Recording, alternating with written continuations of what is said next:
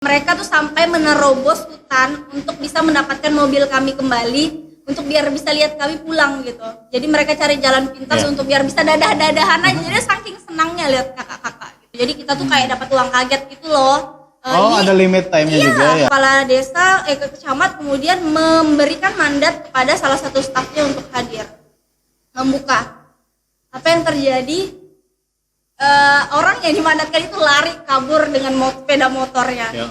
Setelah punya usut ternyata karena takut sambutan, tidak tahu mau ngomong apa, literasi itu apa dia tidak tahu.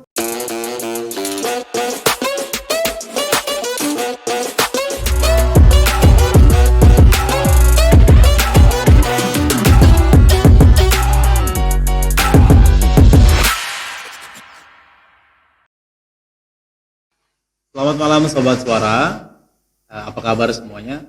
Tentunya saya berharap kita semua yang saat ini tetap sehat walafiat, walaupun kita tetap masih berada di masa pandemi COVID-19.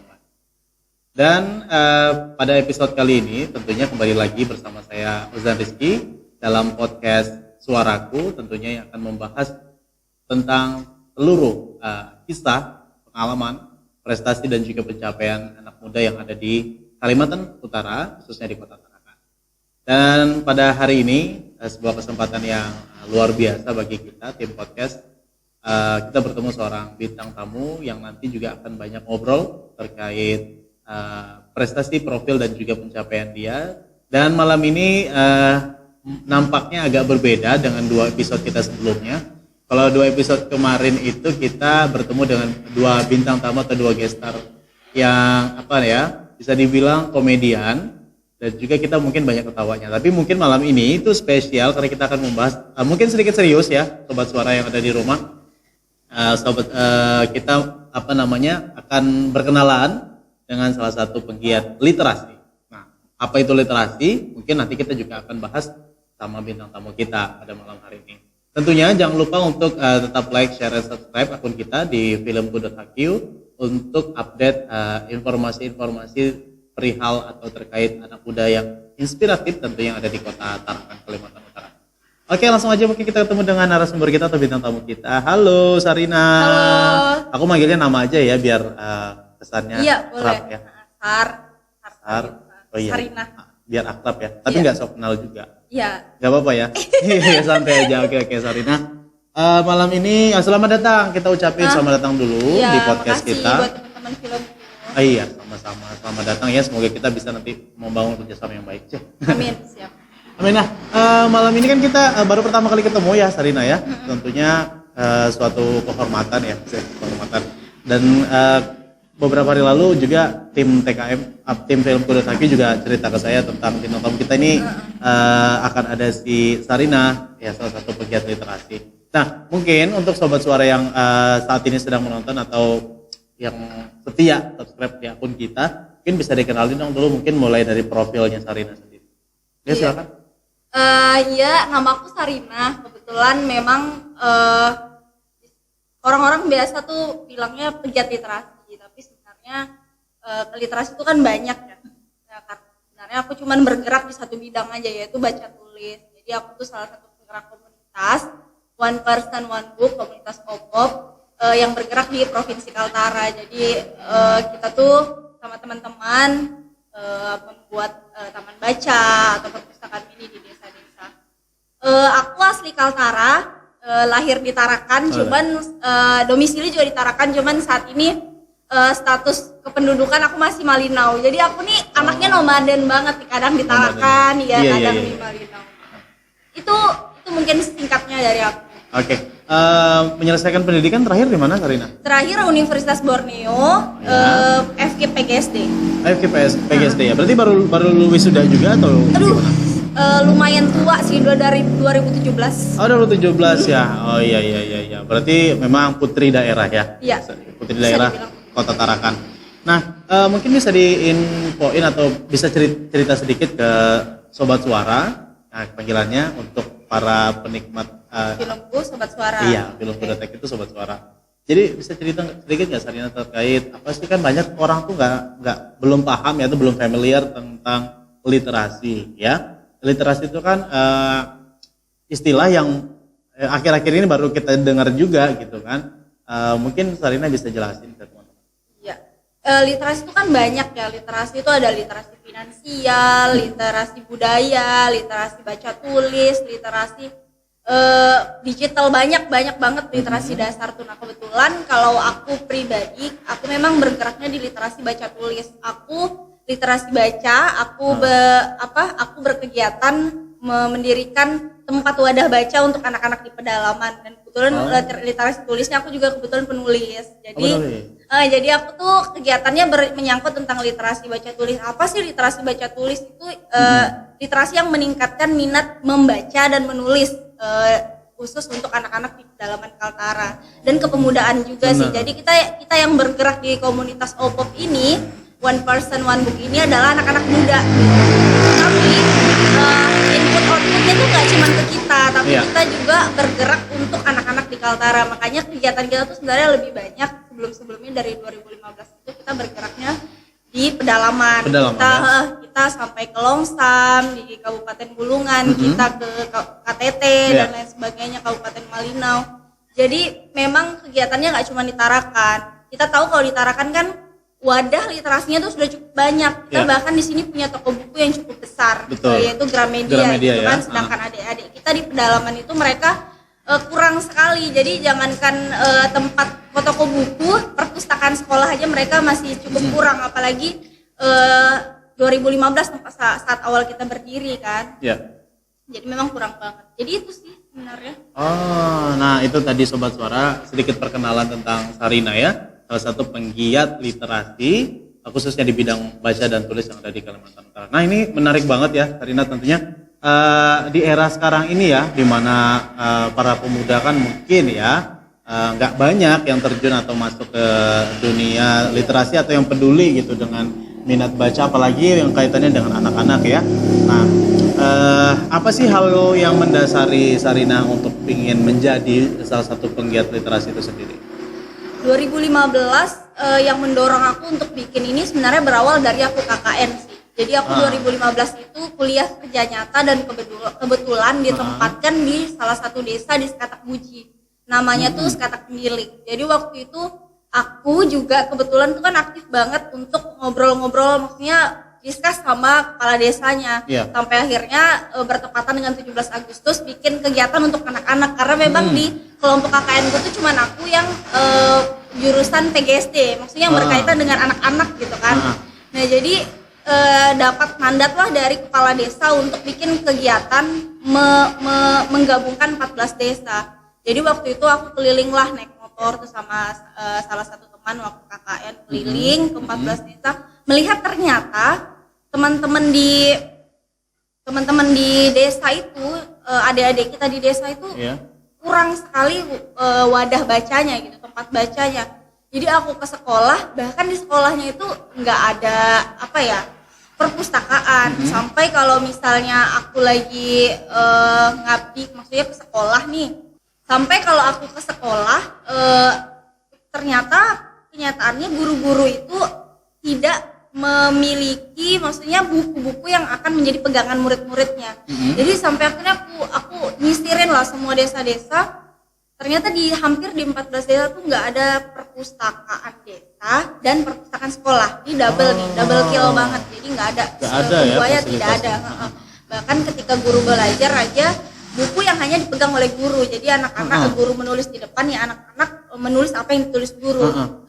Tidak ada yang bisa mereka baca, yang mereka pelajari ketika pulang atau istirahat gitu.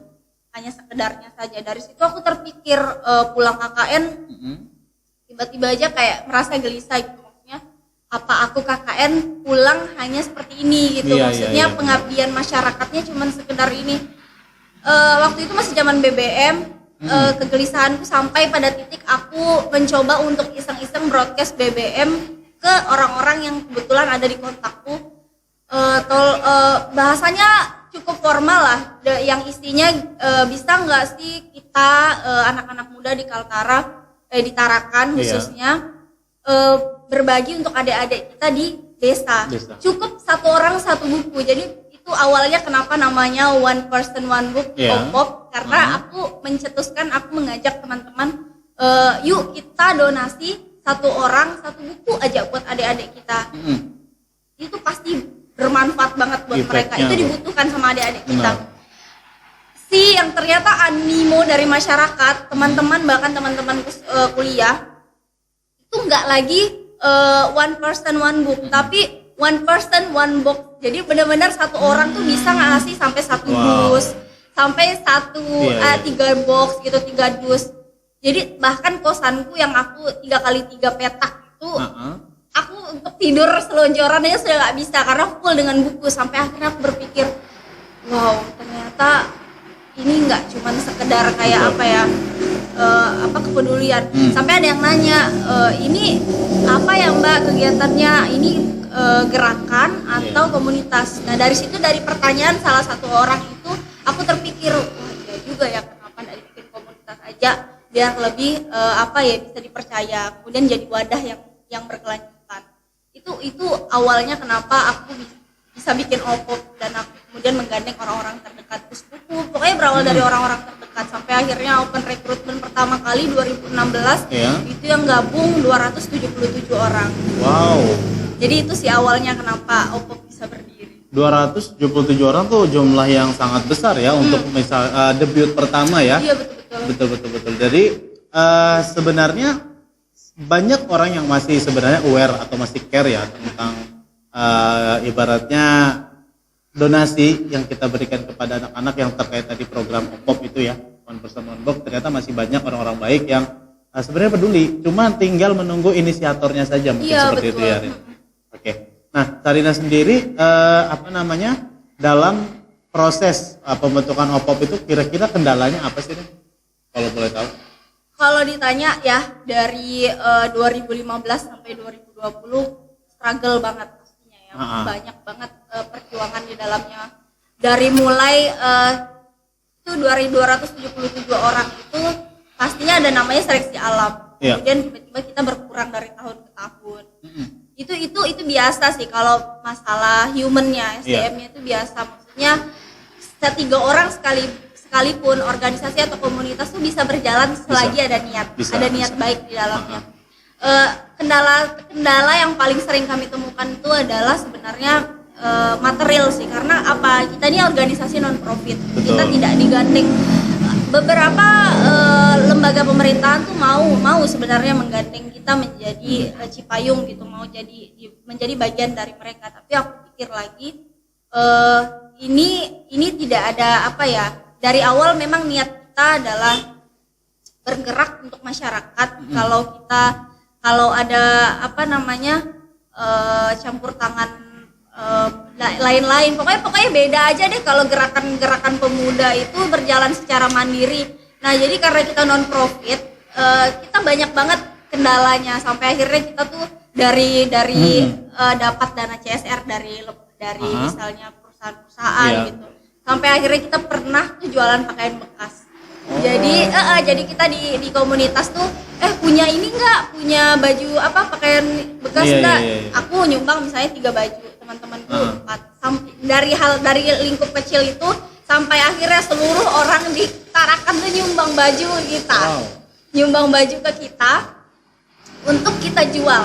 Jadi dalam sehari itu kita bisa sampai dapat 1.700.000, dan itu bisa aku pakai untuk memberangkatkan volunteer sampai 8 orang desa.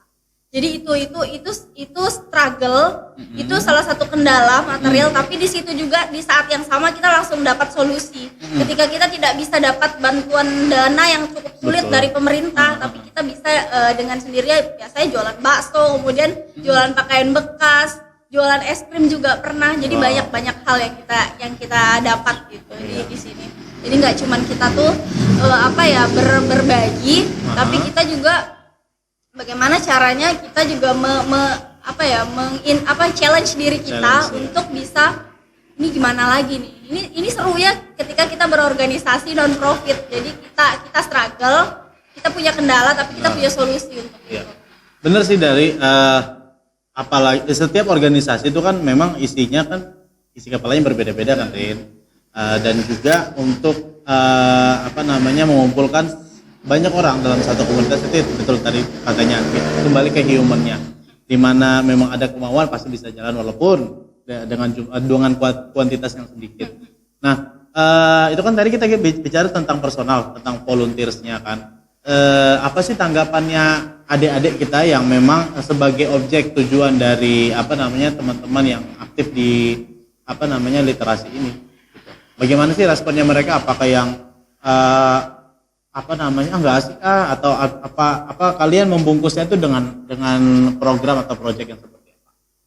Jadi karena memang kita sudah tahu ya keadaan adik-adik kita di Kaltara tuh gimana. Karena kebetulan aku juga kan anak dari desa gitu. Jadi aku tahu adik-adik di pedalaman Malinau tuh gimana sih. Kemudian karena aku juga KKN-nya di Gulungan, jadi aku setidaknya di lingkup yang aku pernah lihat tuh aku tahu anak-anaknya tuh kebiasaan mereka tuh apa. Iya. Jadi mereka itu pertama sekali waktu kami datang, ingat banget 2016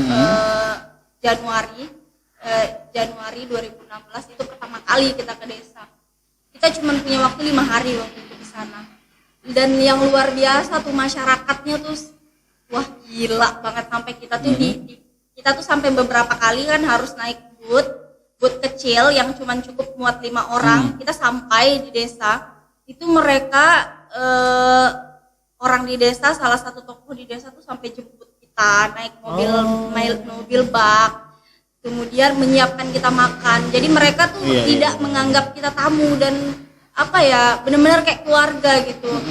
Kita disiapkan makan, kemudian disiapkan tempat. Anak-anak tuh bahkan bisa tiap menit datang terus ke kita karena senang, maksudnya ada orang baru datang.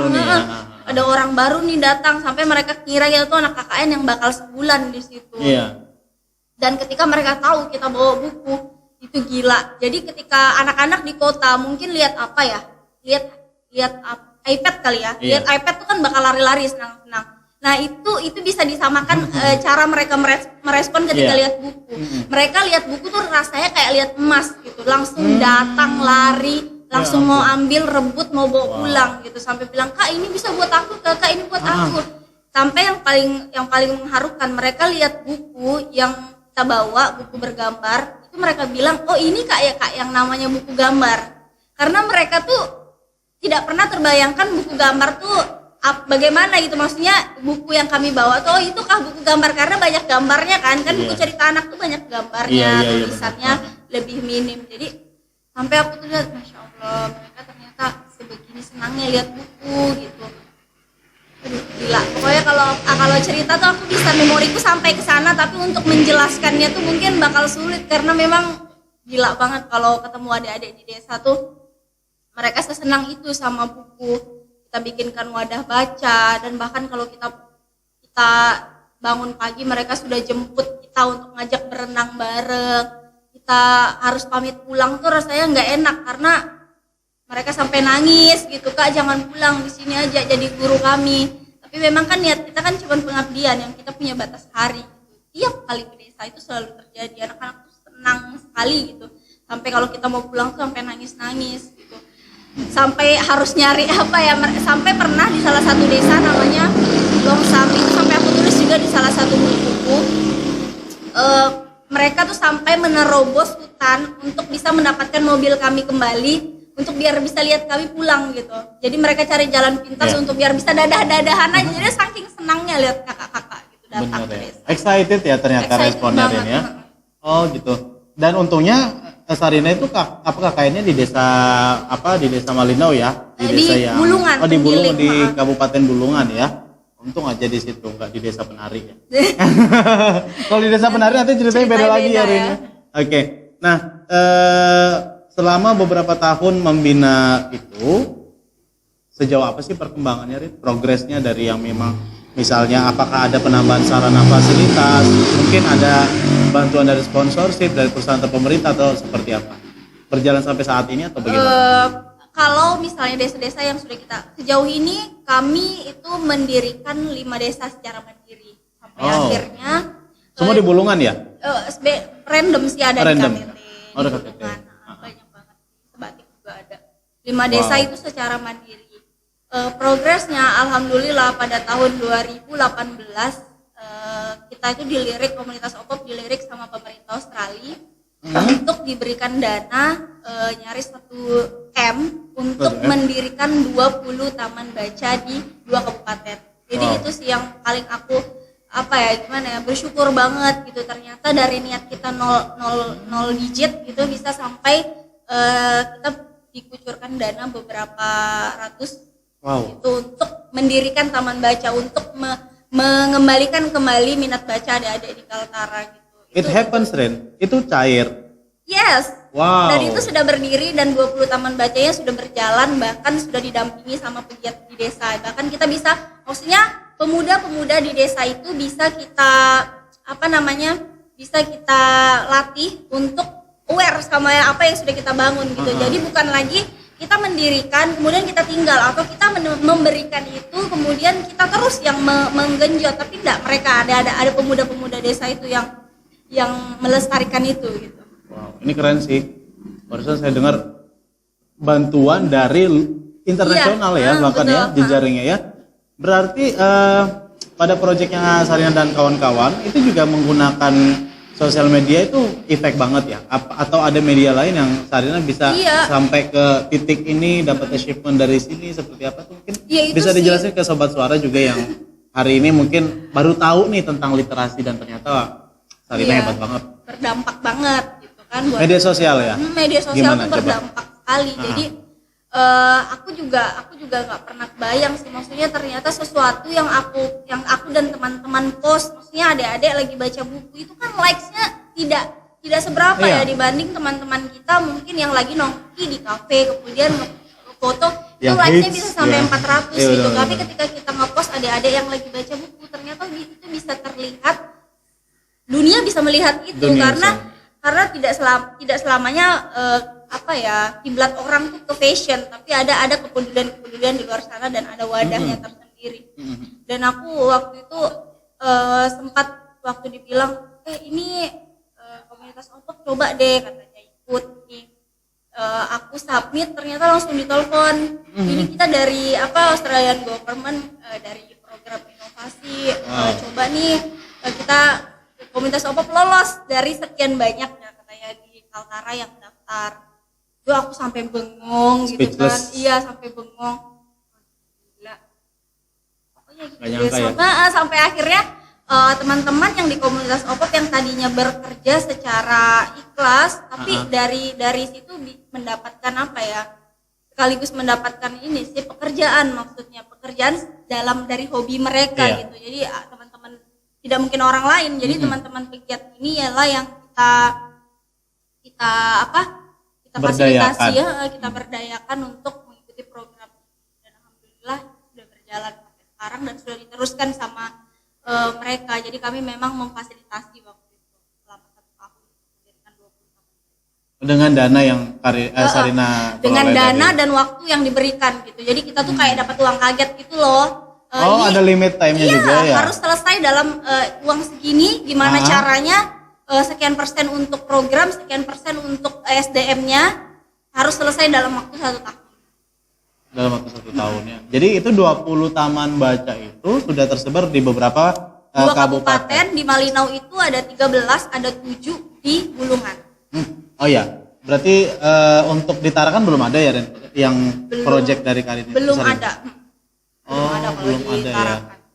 Kedepannya mungkin Sarina mau buat sesuatu yang baru? Boleh. Banyak sebenarnya, karena di Tarakan ini sebenarnya aku banyak banget punya teman sesama pejuang penggerak literasi teman-teman seperjuangan.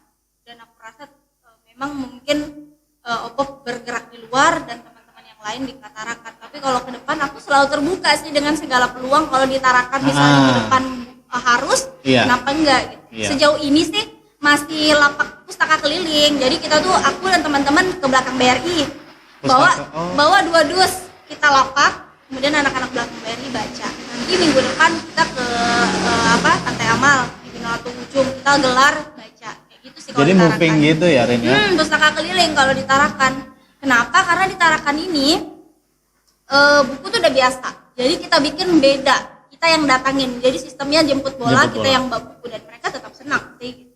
Atau enggak, sekali-sekali read aloud, aku yang bacain buku, kemudian anak-anak dengar. Itu interaktif kan, interaktif. Jadi mereka memang butuh. Anak-anak nggak bisa nih sekarang, ayo perpustakaan tiap Sabtu kita ke perpustakaan. No, mereka nggak akan datang. Nggak akan datang ya, karena mungkin dikemasnya ya memang ya harus pendekatannya iya, secara harus pendekatan anak-anak begitu, ya, karena kita yang mau menumbuhkan itu, kita gitu. yang lebih, maksudnya kita orang tua di rumah, kemudian guru di sekolah yang harus menumbuhkan itu, memberikan kebiasaan yang baik. Kalau anak-anak sekarang udah nggak bisa kita, anak-anak membaca itu baik ya, kalau kita mau pintar, mau cerdas, berwawasan, kita harus apa, membaca. Itu sudah nggak worth sekarang. Oh, enggak ya. Iya, udah susah banget. Jadi kita harus jadi figur dulu, kita harus jadi contoh dulu. Guru harus jadi contoh di depan murid-muridnya 15 menit membacakan cerita ke anak-anak muridnya. Pegiat literasi harus datang ke suatu tempat, kemudian read a lot, bacain buku buat mereka.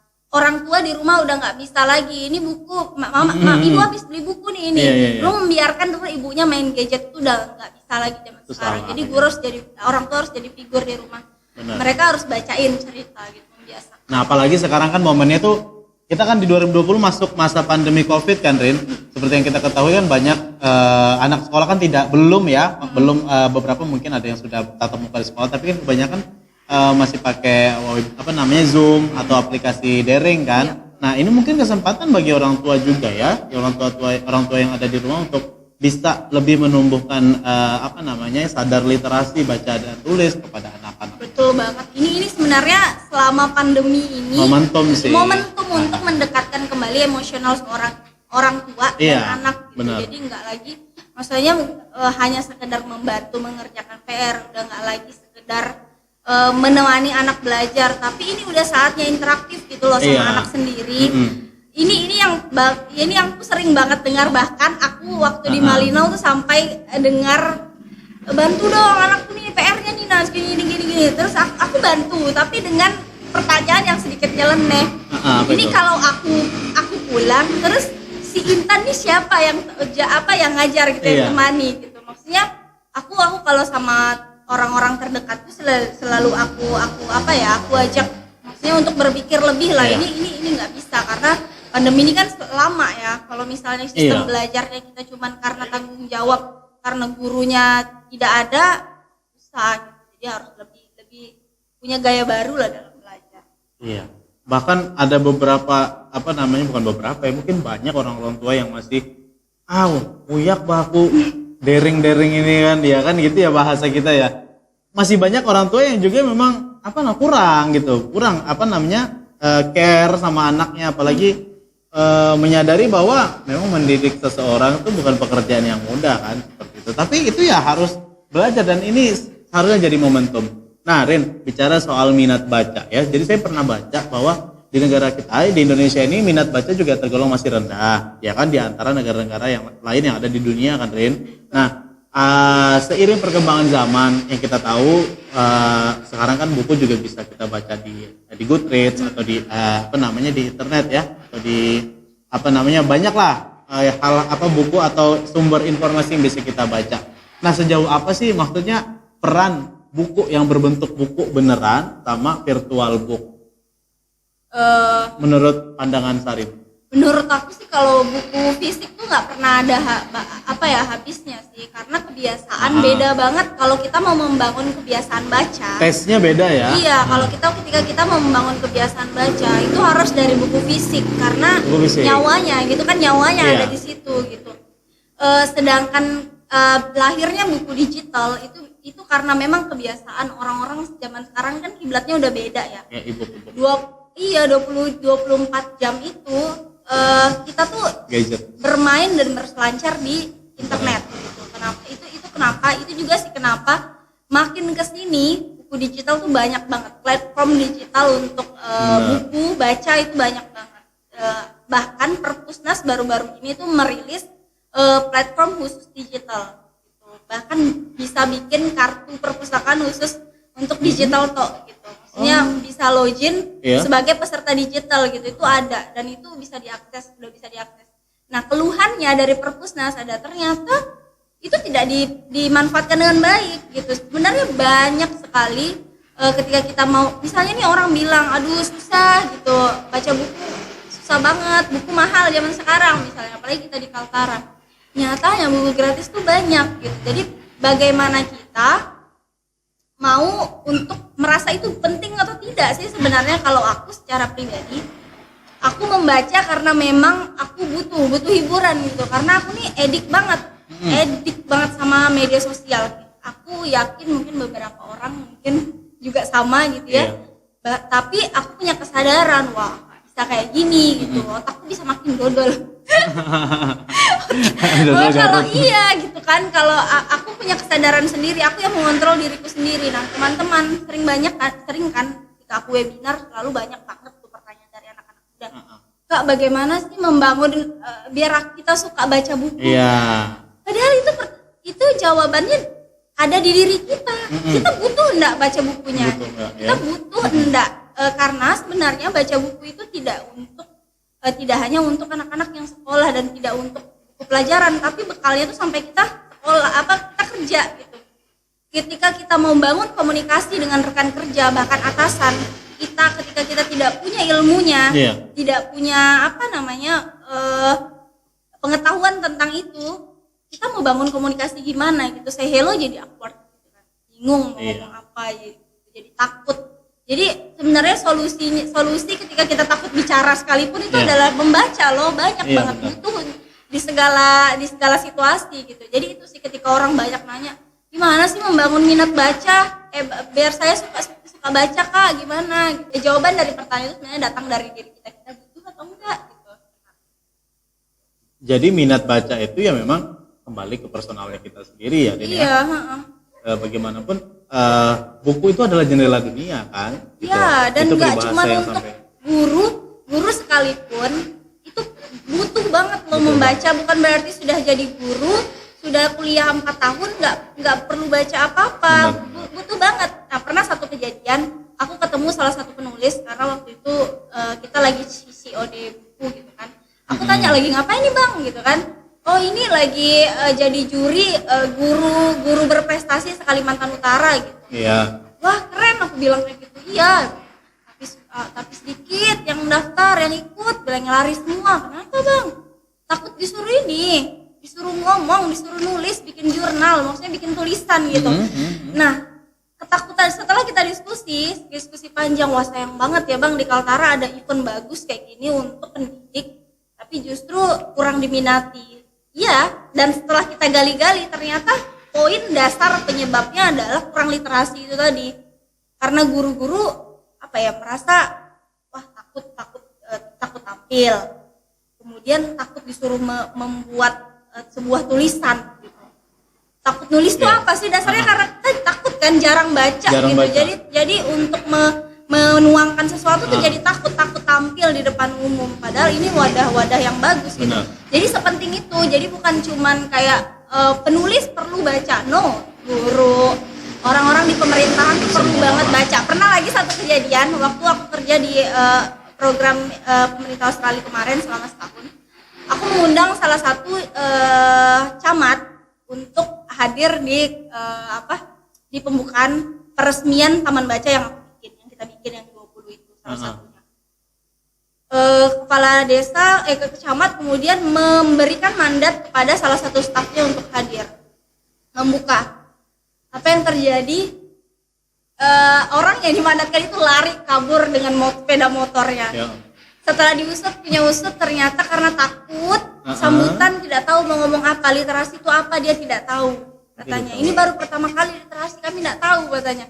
Masya Allah, di situ aku bilang ternyata hal kecil yang kita anggap tidak terlalu penting, tapi ketika di segala lini tempat kita bekerja itu penting sekali. Gitu. Itu penting banget. Iya. Wow, ini saya sampai menggali atau merecall lagi ingatan saya tentang literasi gitu ya, karena memang saya juga basically suka membaca buku gitu kan. Apalagi momen-momen kalau saya lagi di pesawat itu saya posting nyariin magazine atau majalah-majalah ada satu, saya lihatin satu persatu sampai sedetail itu. Tapi memang membaca ini memang banyak sekali manfaatnya sih, saya bilang gitu. Cuman yang tantangannya sekarang kan kita tuh selain minat baca, kembali ke waktu kita gitu kan. Waktu kita punya pekerjaan utama, mungkin pekerjaan utama kita, keseharian kita, daily life kita kita lupa menyisihkan waktu untuk membaca buku. Nah, ngomong-ngomong soal daily life nih, bagaimana sih Karin membagi waktu antara keluarga dan juga giat literasinya tadi? Oh, udah berkeluarga juga kan? Iya, sudah berkeluarga. Ya, gimana sih Sarina membagi waktu keluarga gitu sama suami dan juga ke proyek giat literasi? Kalau aku ya, karena aku ketemu sama orang yang satu frekuensi nih, maksudnya suamiku juga backgroundnya anak organisasi gitu kan. Bahkan OPOP ini kita bangun bersama juga bersama teman-teman yang jadi lain. cinta lokasi ya Sarina ya? Iya. Iya. Kita tuh jadi dari sahabatan gitu kan, sahabatan. Kemudian ketika kita komit untuk oke, kita dekat nih, kemudian kita bangunlah komunitas itu bersama. Kebetulan karena kita satu frekuensi, jadi nggak pernah sulit sih untuk manage waktu antara aku sebagai istri dan aku sebagai aktivis pendidikan misalnya. Aku tidak pernah merasa sulit untuk itu. Karena apa? Ketika aku izin nih, misalnya mau lapak, mau ke taman baca yang di sana ya misalnya, ya udah aku akan pergi dengan tenang hati gitu, dengan dukungan gitu, dengan dukungan suami yang memang karena dia mengerti gitu kan, bahkan dia selalu menemani juga gitu, dan dia juga dekat dengan kegiatan-kegiatan komunitas. Cara bagi waktu ya cukup mudah sih kalau aku. Kebetulan aku juga nulis gitu kan, aku lagi bikin naskah bukuku yang keempat sekarang, dan kegiatan komunitas dan semuanya itu maksudnya saling menyambung gitu, berjalan beriringan gitu ya. Aku bingung. Oke, semuanya berjalan beriringan dengan baik ya sampai hari ini. Iya, jadi kayak saling nyambung. Aku nulis juga tentang literasi gitu kan, tentang kegiatan-kegiatan literasi. Kemudian aktivitasku juga menyangkut tentang literasi dan orang-orang di sekitarku. Fun fact-nya, aku tuh anaknya introvert. Aku tuh jarang sekali. Ini jarang orang-orang tahu, yang dekat dengan aku cukup tahu. Aku tuh anaknya introvert sekali. Jadi ketika aku harus bersosialisasi dengan orang nih, misalnya tombol on tuh tiba-tiba hidup dengan sendirinya. Jadi kalau aku di rumah ya aku udah aktivitasku tuh di kamar aja, tulis, terus bikin ide. Kalau sekarang aku lagi aktif juga bikin creative writing di media sosial, di Instagramku sendiri. Maksudnya apa tadi? Creative writing, aku bikin konten digital untuk motivasi tentang literasi, tentang baca dan tentang tulis gitu. Jadi aktivitasku tuh nggak pernah jauh sih dari kegiatan literasi. Jadi seru sekali. Aku tuh jarang sekali interaksi dengan orang, maksudnya bahkan even itu keluarga sendiri. Jadi jadi kegiatanku tuh ketika misalnya aku keluar kayak gini ketemu orang, ya udah aku senang banget gitu, kayak aku nge-charge energiku. Jadi ketika aku ke desa sekalipun, aduh itu rasanya kayak aku ke Bali kali ya. Kalau bagi orang yang kalau keluar pulau, bagiku kalau aku ke desa, ke hutan, keliling hutan, naik motor atau naik mobil bak, itu adalah caraku untuk men-charge energiku. Ketemu anak-anak, passionmu di situ ya? Senang banget gitu, senang banget kegiatan-kegiatan kayak gitu. Karena apa? Karena kalau aku di rumah aku jarang sekali untuk ngomong sama orang, apalagi kalau itu bagiku hanya sekedar hahaha, aku tuh jarang banget. Jadi ketika aku kayak ketemu orang, misalnya kita lagi ngobrol nih, atau webinar, itu aku senang banget. Aku ngobrol sama orang sesuatu yang aku anggap memang seru dan penting gitu. Penting. Tidak penting sekalipun kalau aku ketemu orang yang menurutku sefrekuensi, wah seru nih ngobrolnya, atau kegiatannya seru nih, aku udah kayak charge energi dan aku senang banget. Jadi sekarang tuh lebih memilih yang mana wasting time, yang mana memang benar-benar waktu yang bermanfaat. Iya sih, mungkin karena sudah tua ya. Tapi itu memang alami gitu sih katanya. Jadi semakin itu kayak circle pertemanan semakin sedikit dan juga lebih lebih introvert. Terbukti. Tapi mungkin bukan, aku pernah baca ternyata itu antara introvert, extrovert itu ada ambivert. Ambivert itu berada di tengah-tengah. Mungkin Sarina itu ada di situ. Iya, dan iya betul banget. Aku ambivert, tapi kecenderungannya introvert. Lebih banyak introvert.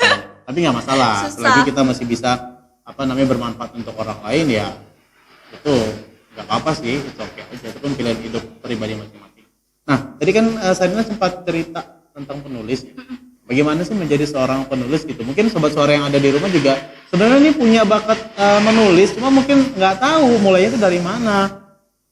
Nulis. How to startnya tuh yang masih bingung bagaimana? Coba Sarina cerita deh. Nulis Dari sebenarnya nol perjalanan. benarnya ya, nulis tuh bisa dibilang susah gampang. Nah, itu. Susahnya kenapa? Karena kita takut sama sesuatu yang tidak biasa kita lakukan gitu. Jadi orang yang misalnya, Kak sebenarnya aku tuh suka nulis tapi aku tuh bingung mau memulainya sehingga tidak menghasilkan apapun gitu kan. Itu susahnya di situ. Gampangnya sebenarnya menulis itu adalah sesuatu yang dekat dengan kita. Bahkan sekarang media sosial, ketika kita mau mengupload foto di Instagram, kita akan menyertakan sebuah caption. Caption itu kan adalah sebuah tulisan ya. Dan itu dekat dengan kita, dan itu sebenarnya mudah sekali. Ketika kita mudah sebenarnya menulis caption, otomatis sebenarnya kalian juga mudah untuk menulis apapun gitu sebenarnya ya kalau dari aku. Nah, aku kenapa sampai hari ini senang banget nulis? Karena emang dari kecil tuh anaknya suka banget curhat di diary. Bahkan diariku zaman SMP. Anak diary zaman ya. SMP masih ada sampai sekarang. Diary SMP ku, SMA ku, aku masih ada sampai sekarang.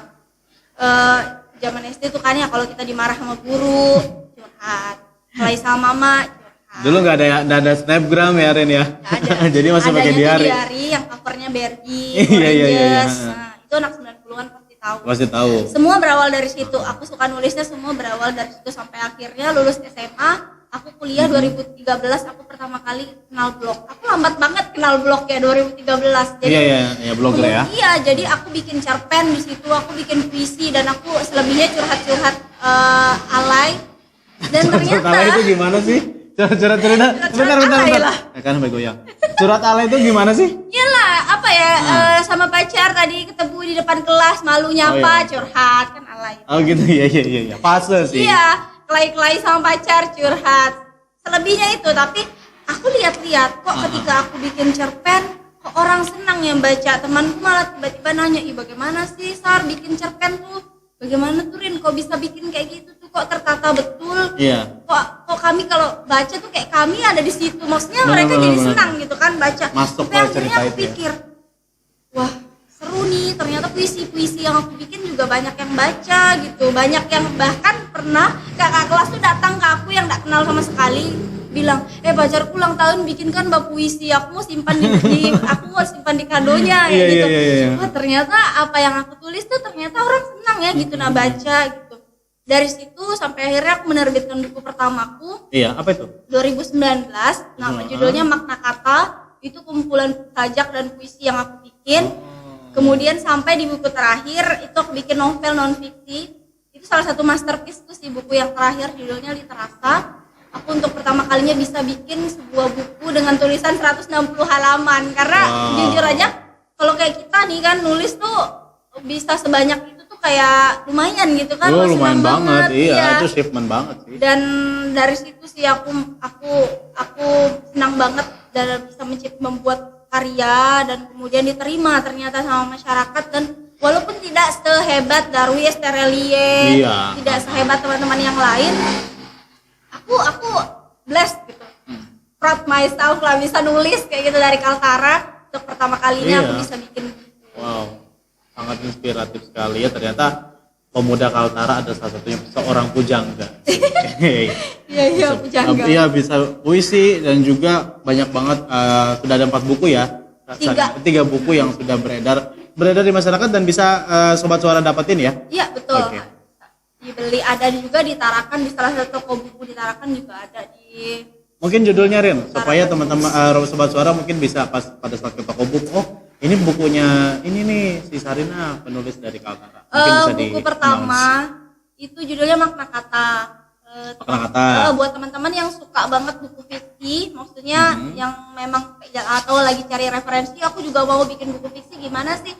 Mungkin bisa baca juga Makna Kata. Terus kalau kalian yang lebih suka buku cerita yang inspiratif, maksudnya yang sifatnya esai, itu bisa buku keduaku dari Digital untuk Milenial. Kalau kalian lagi yang lebih suka buku yang ceritanya kisah nyata yang sifatnya self improvement, yang memang pengen punya motivasi yang baru gitu, kalian baca Literasa. Kemudian buat teman-teman juga yang mau tahu Kaltara tuh gimana sih pendidikannya, Literasa juga tuh solusinya kalau mau baca. Literasa ya. Jadi semua komplit ada di sini ya. Oke, mungkin dari esainya, dari cerita apa namanya non fiction juga sudah Iya. situ. Tinggal netizen readers aja Iya, sih. yang Tinggal mau readers milah-milah. aja dipilih Ya, silakan mau dipilih, baca pilih, yang dibeli, mana atau Sus. mau beli tiket-tiketnya juga boleh banget. Kan kita juga respect sama penulis yang lahir di Tarakan dan besar di sini dan mengabdi untuk anak-anak di Kalimantan Utara. Wow, itu luar biasa dan jarang sekali anak muda yang mau ya berkecimpung lebih dalam gitu kayak Sarina. Nah, Sarina sendiri melihat perkembangan atau progres minat baca di Kota Tarakan, apakah sudah standar? Apakah apa yang harus dikembangkan lagi sih? Apa sih yang perlu didevelop sama pemerintah kota kita, khususnya pengembangan minat baca atau literasi yang ada di Kota Tarakan? Kan kita punya salah satu perpustakaan yang gede banget kan. Nah, mungkin di situ Sarina ada ide, mungkin kira-kira usul ke pemerintah mau ditambah apa, mau dipercantik kah, atau mau ditambah sarana apa itu kan seperti apa? Kalau aku sih menurut pengalamanku di lapangan sebenarnya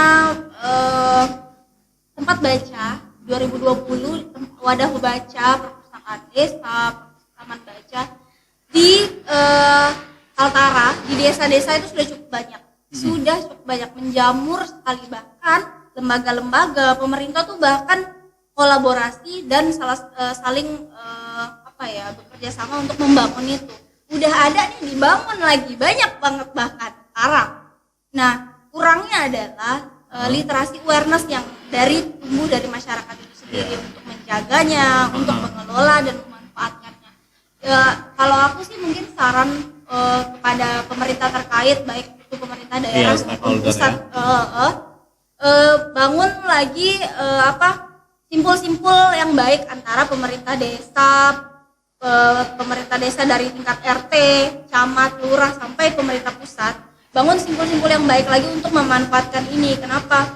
Karena aku pernah ke salah satu desa, aku lihat bahkan perpustakaannya tuh berdebu, padahal lahir dari dana desa gitu. Dana desa yang dikucurkan sekian M kan, dan beberapa ratus untuk pendidikan. Nah, sangat pendidikan besar, itu rata-rata dana desa yang dilarikan ke pendidikan itu pasti dibuat untuk mendirikan perusahaan.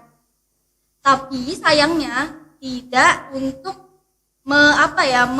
membuat ini terus terkelola dengan baik. Jadi tidak ada yang jaga gitu pada akhirnya, jadi berdebu. Sampai saya tanya, Pak, kenapa sampai kayak gitu ya Pak perpustakaannya? Iya, soalnya tidak ada yang jaga.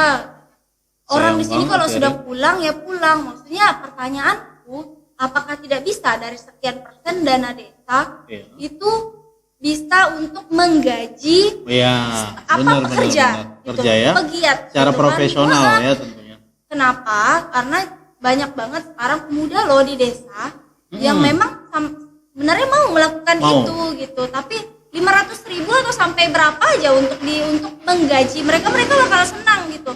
Karena sekarang udah susah sih kalau misalnya kerja ikhlas sampai tuntas tuh visinya tidak sampai. Kalau kita yang memang sudah terbiasa dengan volunteering gitu kan, kita paham itu, tapi teman-teman kita yang lain kan pasti juga butuh gitu. Maksudku ini sih, maksudnya tolong mungkin dari segala stakeholder untuk saling bekerja sama untuk itu. Jadi taman baca tidak lagi hanya sebentuk wujudnya, tapi ada pengelolaan dengan baik gitu. Ada yang bertanggung jawab, ada yang mengelola. Kemudian di Kaltara kita tuh tidak memiliki duta baca. Duta baca tuh kita nggak ada. Jadi daripada kita banyak kan di Kalimantan Utara ini banyak banget influencer gitu. Iya. Kenapa mereka tidak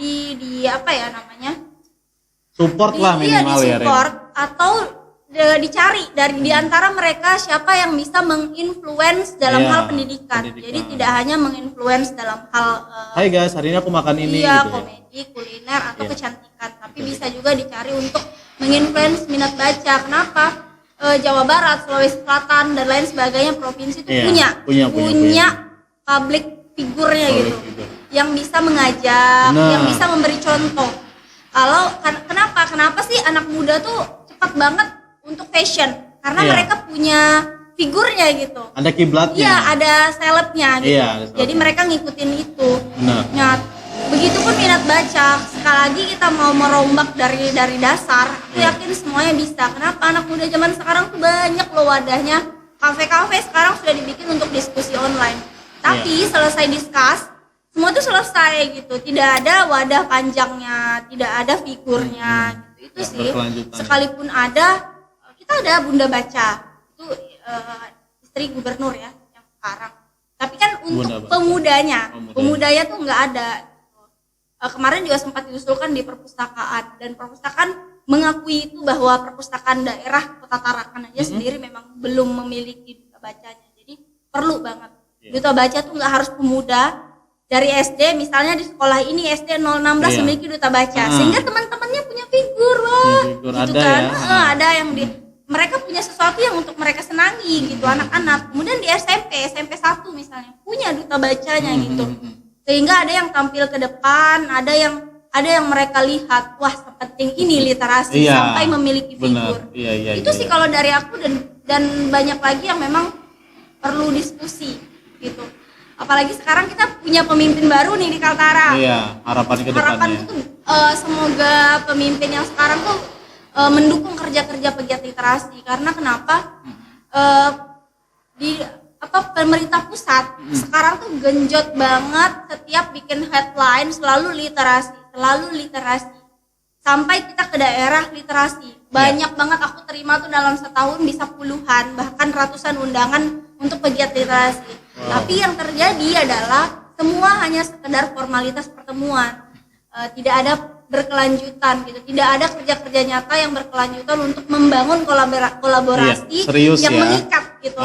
Sehingga literasi kita di Kalimantan Utara maju berkelanjutan gitu. Mungkin kalau segmennya anak muda, saya pernah tahu di DKI Jakarta itu ada namanya Abang None Buku. Nah, Abang None Buku itu yang memang dipilih sebelum dia masuk ke Abang None yang dewasa, yang dimana memperkenalkan wisata. Dia mulai di usia remaja masuk ke Abang None Buku dulu, gitu yang saya tahu. Dan itu ternyata emang efektif ya. Mungkin next pemerintah kota kita bisa menganggarkan untuk acara duta buku. Sebuah masukan yang bagus kok, luar biasa. Terima kasih. Karena kita punya duta wisata kan, duta makan. Kenapa kita bikin duta literasi juga? Gitu. Iya benar. Untuk yaitu sebagai public figurnya itu ya. Jadi itu ya. Jadi ngomong-ngomong soal remaja ya, kan remaja kita saat ini kan memang lebih sibuknya itu di dunia sosial. Yang kita tahu sibuk TikTok ya, salah satunya mungkin yang yang lagi in gitu kan. Nah, kalau yang Sarina cerita di awal kan tadi Sarina lebih ke anak-anak ya. Dan apa sih program kedepannya buat teman-teman giat literasi ini? Punya proyek apa untuk anak muda gitu? Yang dimulai dari teman-teman giat literasi sendiri dulu. Mungkin dalam lingkup kecil di salah satu kecamatan atau kelurahan di Tarakan dulu membentuk apa gitu.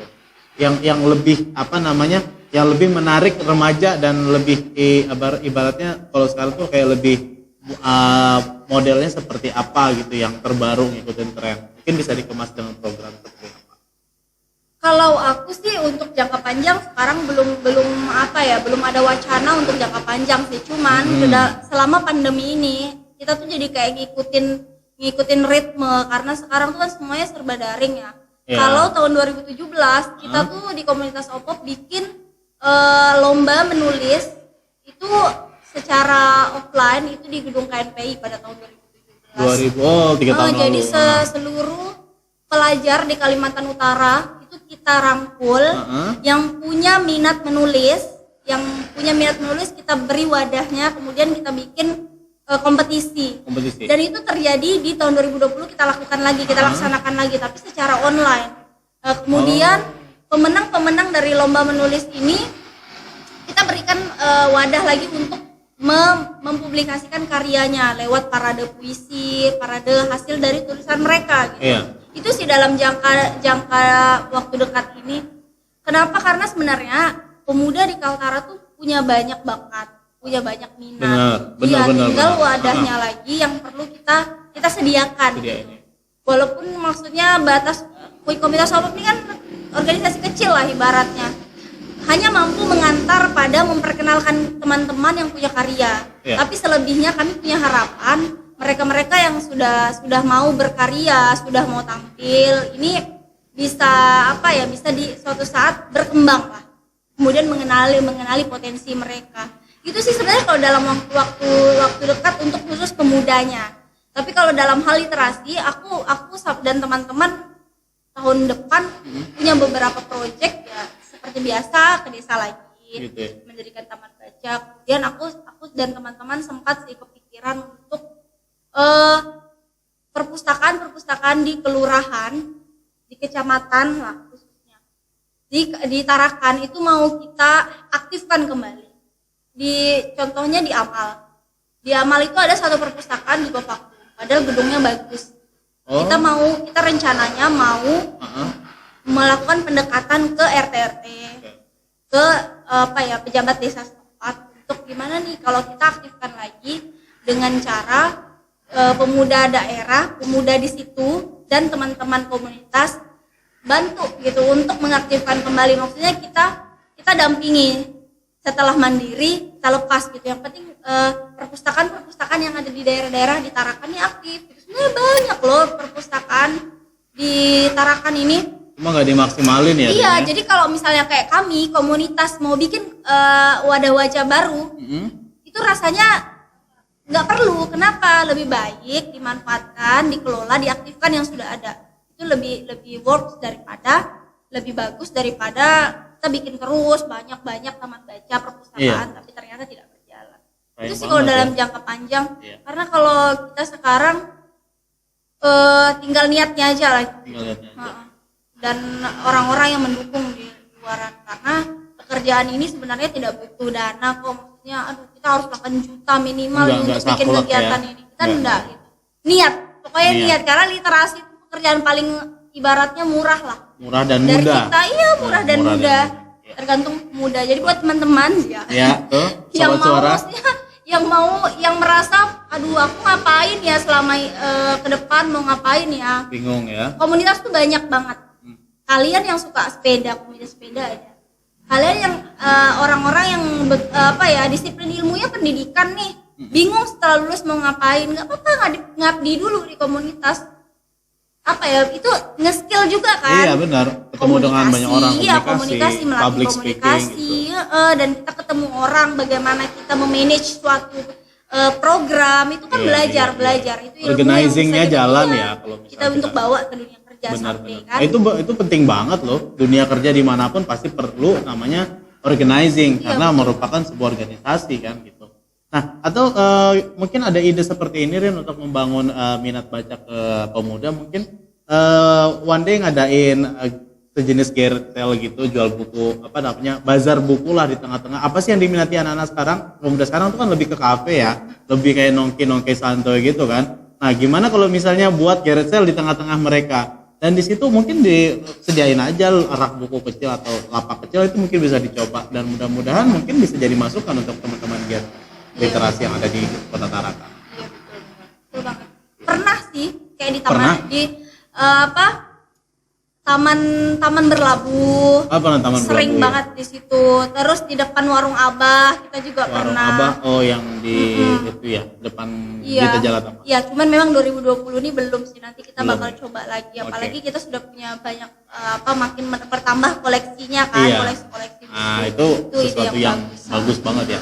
Oke, mungkin sebelum kita tutup, Sarina mungkin mau kasih pesan dan tips ya bagi sobat suara yang lagi nonton kita nih, mungkin yang memang mau mencoba atau belum ada minat, tapi setelah dengar kita ngobrol panjang lebar tentang literasi, bisa jadi kepancing gitu kan, atau termotivasi. Pesan dan tips pesannya mungkin dari aku, usia muda itu adalah usia emas yang gak akan pulang kembali. Golden age.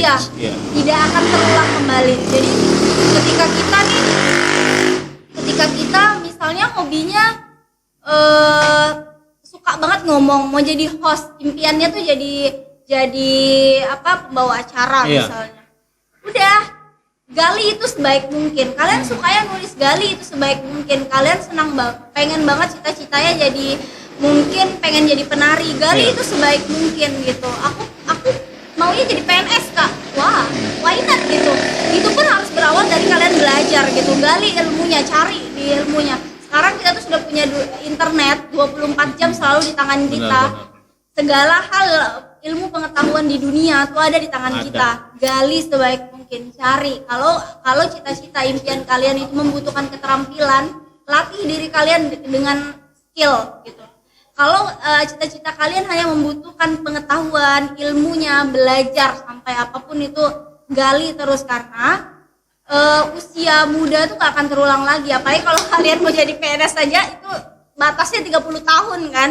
Kalau kalian masih santai-santai sekedar nongki, kemudian kalian tidak mengisi sesuatu diri kalian dengan value, itu akan terlambat gitu. Maksudnya selagi masih muda, kejar terus impian kalian. Gak ada yang gak mungkin kalau mau sukses. Anak dari kampung bisa, kalian yang di kota dan dimanapun pasti bisa. Orang di Jakarta bisa, Bandung bisa, Jogja bisa. Kalian dari Kaltara, Malinau, Sebatik, Nunukan, Bulungan, Tarakan pasti bisa. Itu sih kalau lengkap ya. Oke, itulah Sarina, seorang penggiat literasi dari Kota Tarakan, Kalimantan Utara, yang telah banyak memberikan kita inspirasi ya terkait minat dan juga passion di khususnya baca dan tulis bagi anak-anak, remaja dan juga dewasa tentunya. Dan sebuah kesempatan yang sangat luar biasa, kita telah kurang lebih 1 jam ngobrol bareng, fun sharing sama Sarina. Semoga acara podcast Suaraku banyak mendapatkan banyak cerita, pengalaman dan juga inspirasi bagi kita tentunya pemuda-pemuda milenial Kota Tarakan dan Kalimantan Utara. Terima kasih telah bergabung dan setia subscribe akun Filmku.Hakil. Jangan lupa share dan like, bagikan ke teman-teman. Semoga menginspirasi kita semua. Selamat malam.